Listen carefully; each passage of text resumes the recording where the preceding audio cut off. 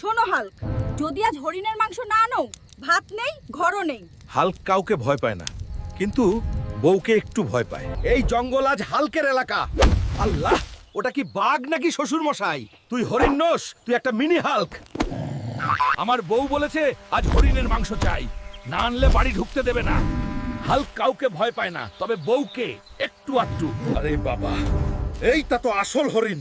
শোন হরিণ ভাই, বউয়ের আদেশ। বুঝছি ভাই, কিন্তু তোর মুখে ভয় বেশি। এই থাম, তুমি হরিণ নাও, তুমি একটা মিনি হাল্ক। থাম, বউয়ের আদেশ। ভাইয়া শরীর বড়, দাউর চত। দাঁড়াও, স্ত্রীর আদেশ। ভাই শরীর বড়, দৌড় ছোট। হালকা ভয় পায় না, ভয় পায় না, একটু ভয় পায়। পিছনে দেখো না। ভাই, বউ সামলানো আর হরিণ ধরা দুটোই কঠিন। আজ আমার স্ত্রীর জন্য হরিণ ধরতে পারলাম না। আজ বন জিতেছে, হাল্ক হেরেছে।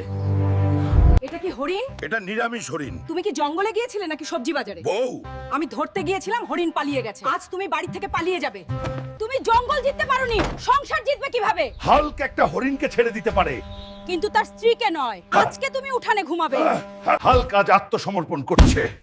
তোমার পেট চলে। তোমার মাথা হাঁটে। কাল তুমি বাজারে যাবে, সবজি নিয়ে আসবে। ও বন্ধুরা, যদি আপনারা লাইক না করেন তাহলে হাল্ক রেগে যাবে। ঠিক আছে, হাল্ক শান্ত হবে যদি আপনারা সাবস্ক্রাইব করেন।